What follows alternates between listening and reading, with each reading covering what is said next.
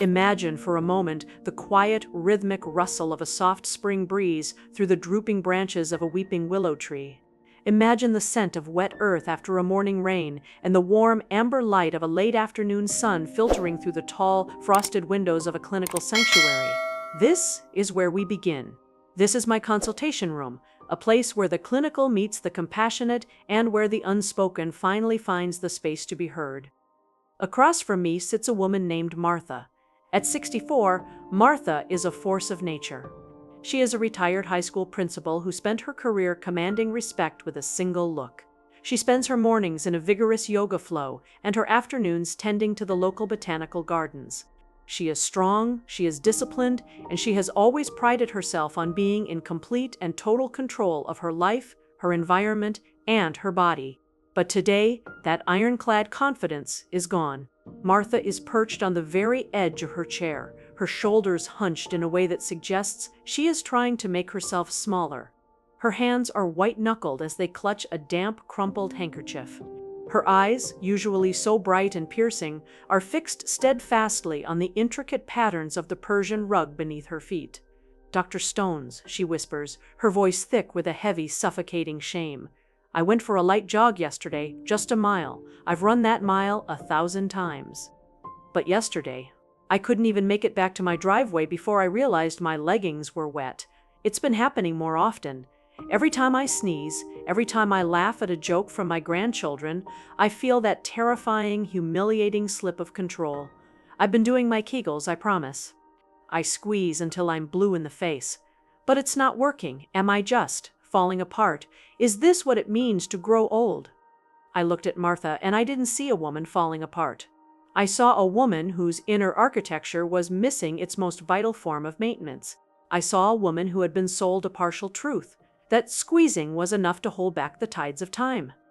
"Martha," I said, leaning forward and lowering my voice to a comforting yet authoritative clinical tone, "Kegels are the sit-ups of the pelvis. They are fine, but they are only one chapter of a much larger book. Your pelvic floor isn't just a group of muscles you squeeze when you're bored at a red light. It is a dynamic, living, reflexive hammock that requires deep, unconscious engagement to stay resilient. And for a woman in her second spring, the most effective, most natural, and most comprehensive workouts for that hammock is a regular weekly practice of sexual release. Today, we are going to explore the clinical, biological, and neurological link between sexual pleasure and pelvic integrity. We are going to look at why skipping your pleasure workout leads to the weakening of the bladder's gates, how an orgasm provides a high-intensity interval training session for your internal organs, and how we can reclaim your sovereignty not through squeezing, but through joy. Act 1. The architecture of the living floor. To understand why Martha was leaking, we must first understand the magnificent hidden architecture she was trying to support. The pelvic floor is not a single muscle.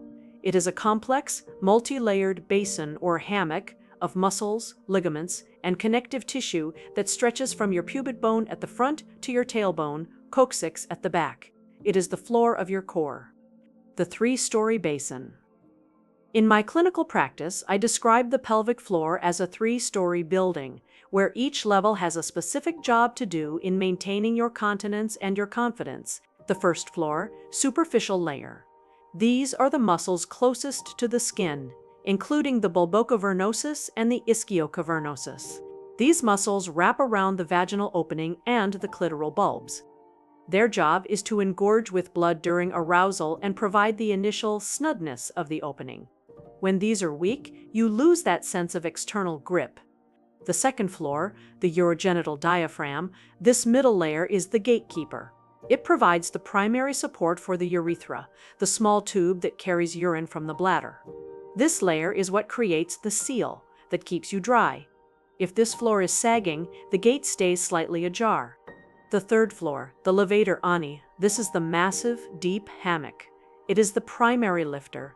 Its job is to hold your organs, bladder, uterus, and rectum in their proper place and provide the core stability needed for walking, jumping, and laughing. The collagen crisis.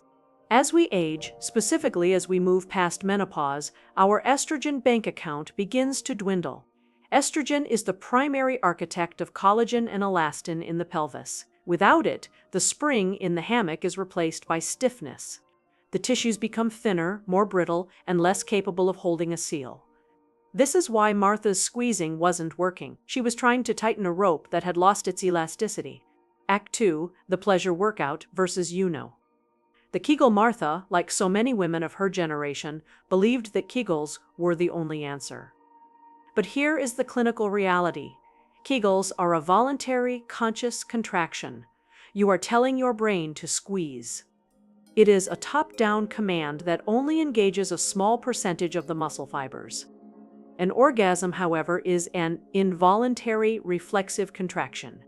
It is a bottom-up neurological event that recruits nearly 100% of the pelvic floor's potential. The HIIT training for the pelvis?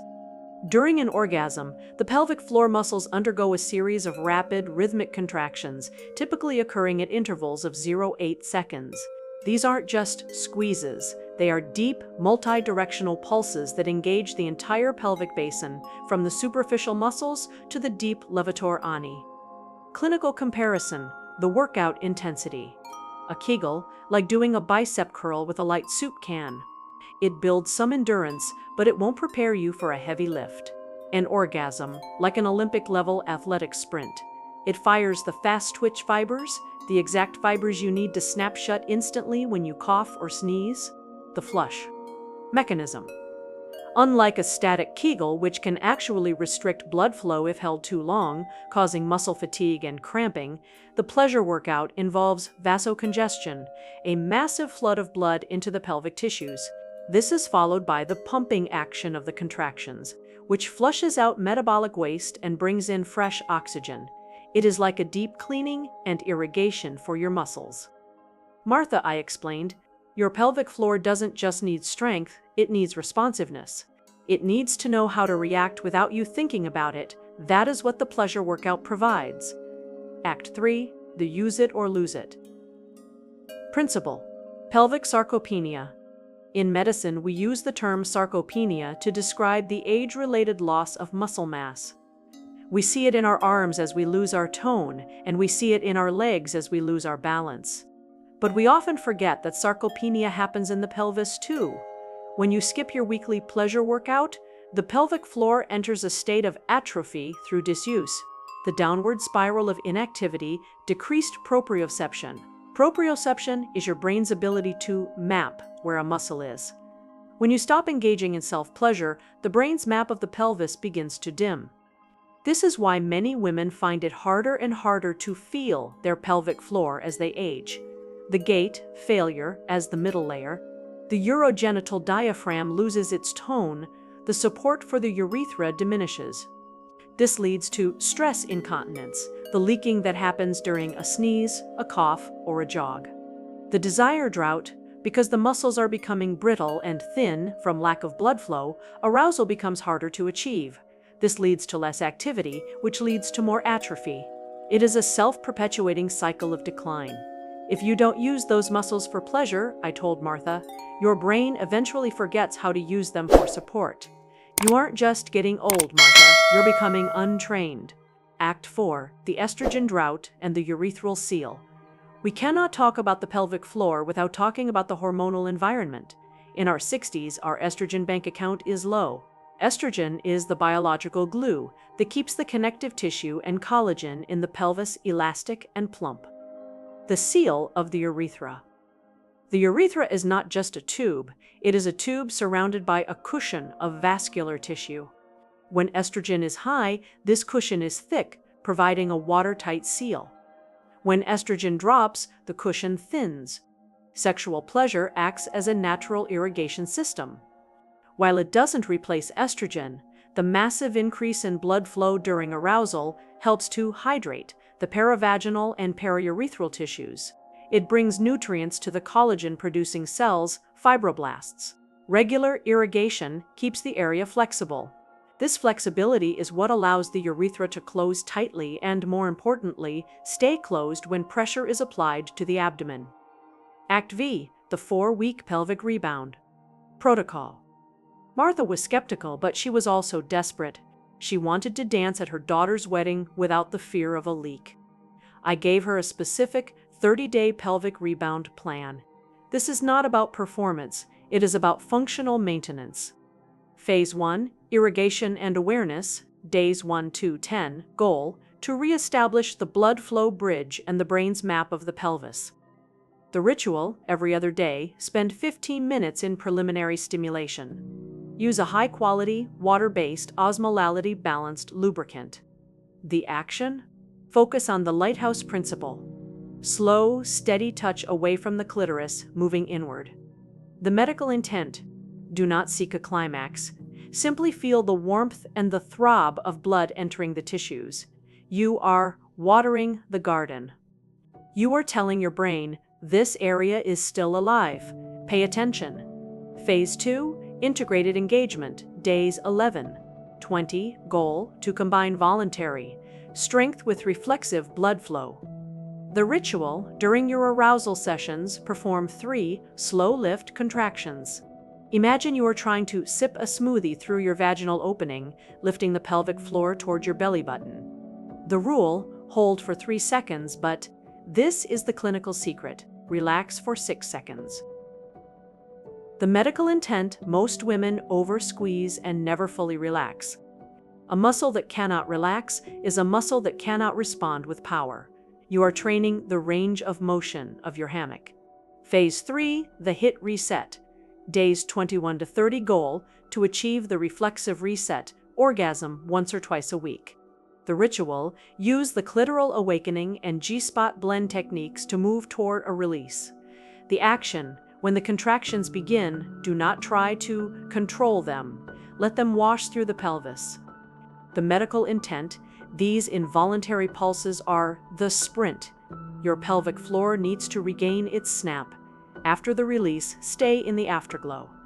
This is when the prolactin and oxytocin settle the muscles into a state of high-tone relaxation. Act VX, the success of Martha. Martha returned to my office 6 weeks later. The transformation was visible before she even sat down. She walked with her shoulders back, her chin up, and a certain spring in her step that had been absent for months. Dr. Tersu. Stones, she said, and for the first time, she was looking me right in the eye. I went to my bridge club yesterday. I laughed so hard at a story that I nearly fell off my chair. And nothing. I stayed perfectly dry. But more than that, I feel connected to my center again. I didn't realize how much of my confidence was tied to that internal hammock. I'm not falling apart, I'm just back in training. Martha's success wasn't a miracle, it was functional restoration. By reintroducing the pleasure workout, she had rehydrated the urethral cushion through regular blood flow, fired the fast-twitch fibers through involuntary contractions, remapped the pelvis in her brain, allowing for a faster reflexive shutdown when she laughed. Act 7. The clinical longevity of the pelvis. Why does this matter for the next 20 or 30 years of your life? In my practice, I look at pelvic health as a pillar of overall longevity. 1. Preventing prolapse. A strong, regularly pulsed pelvic floor keeps your organs, bladder, uterus, rectum in their proper anatomical place. This prevents the sag that often leads to invasive surgeries or the need for a pessary in a woman's 70s and 80s. 2. Core stability and balance. Your pelvic floor is the bottom of your core. It works in tandem with your diaphragm and your transverse abdominis. A strong pelvis leads to better balance, less lower back pain, and a more graceful, confident gait. For older women, a strong pelvic floor is actually a fall prevention tool. 3. The dopamine immune link. The hormones released during your pleasure workout, oxytocin and DHEA, strengthen your immune system and your mood. A happy pelvis often leads to a more resilient heart. Act 8. The vagus nerve and reflexive control. One of the most profound things that happens when you engage in a pleasure workout is the stimulation of the vagus nerve. This nerve is the superhighway of the parasympathetic nervous system, the system responsible for rest and digest. Branches of the vagus nerve reach into the cervix and the pelvic floor. When you achieve an orgasm, you are essentially sending a massive all-clear signal to your entire nervous system. The relaxation response. This reduces systemic cortisol. The reflexive tone, it trains the pelvic muscles to remain in a state of ready relaxation, where they are soft when they should be, but snap shut the moment they are needed. Skipping this workout, I told Martha, is like leaving a high-performance engine to rust in the garage. We need to keep the parts moving so they don't seize up. Act 9, reclaiming your sovereignty. As a physician, I care about your bladder, yes, but I also care about your sovereignty. Incontinence is one of the primary reasons women over 60 begin to shrink their lives. They stop traveling. They stop dancing. They stop laughing loudly because they are afraid of the slip. When you lose control of your gaits, you often feel like you've lost control of your womanhood. You feel like a leaky vessel rather than a vibrant woman. Reclaiming your pleasure workout is an act of biological rebellion. It is saying, my foundation is still mine. My joy is still functional. I am still an integrated, vital being. Summary: your pleasure is a vital sign. So, what really happens to your pelvic floor when you skip your weekly pleasure workout? It sags, it thins, it forgets its job, and eventually it lets you down. But the second spring is about rediscovery. It is about realizing that your body still has all the tools it needs to stay resilient. It just needs you to pick them up and use them. Prioritize the pulse of blood flow over the squeeze of a Kegel. Commit to the sprint of a sexual release at least once a week. Hydrate the tissues with the best lubricants and the most patient, lighthouse touch. Laugh loudly, knowing your foundation is strong. Thank you for being part of this clinical conversation. If you have struggled with the leaks or the sagging of the second spring, please know you are not alone. Share your thoughts in the comments, and let's continue to build our strength from the inside out. Remember, your pleasure is not an indulgence, it is your foundation. Treat it with the reverence it deserves.